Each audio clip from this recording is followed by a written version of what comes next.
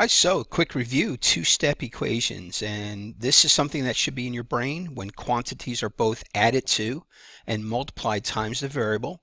And just to be clear, if you look at our example, the -7 is added to the variable. It's on the same side as the variable. And the 4 is multiplied times the variable on the same side as the variable. So we have quantities both added to and multiplied times the variable, and it's important that you understand that it's best to move things added first. All right?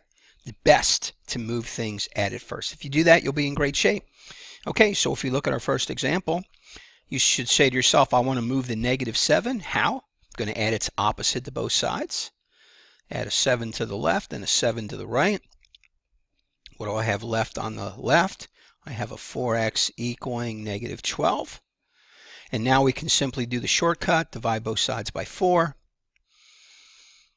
Of course, our 4's are going to divide out. We've isolated the variable, and we get x equals -3. Now, don't forget, you can always, when you have time, when you're done with your quiz, you're done with your test, you can go back and sub in the value for the variable and see if indeed you have the correct solution.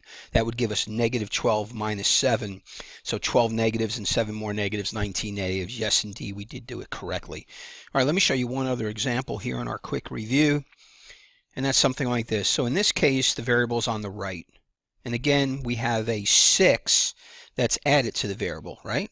It's on the same side as the variable. And then we have a -2/3 multiplied times the variable. Always keep the sign with the quantity, and that will allow you to keep from getting things mixed up and let the math tell you what to do.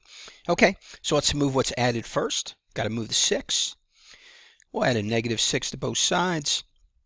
And of course, 20 negatives and 6 more negatives for a total of 26 negatives. Now I still have that negative, and then 2n/3. So I want to multiply both sides by the reciprocal, which is a 3 over a -2. What I do to one side, I must do the exact same thing to the other side. And again, most students like to put the quantity over 1 to clearly see what to do with the fractions. Okay, on the left-hand side, -2 divided by -2 is 1. 3 divided by 3 is 1. And I've isolated the variable. And I can do a little bit of reducing. 2 goes into -26. You get -13. And 3 times a -13 is a -39. Again, as you have time, you can go back, put that back in for the original, and see if indeed the right side equals the left side. But -39 equals n.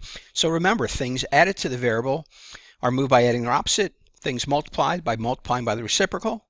When you have both quantities added to and multiplied times the variable, move quantities added first.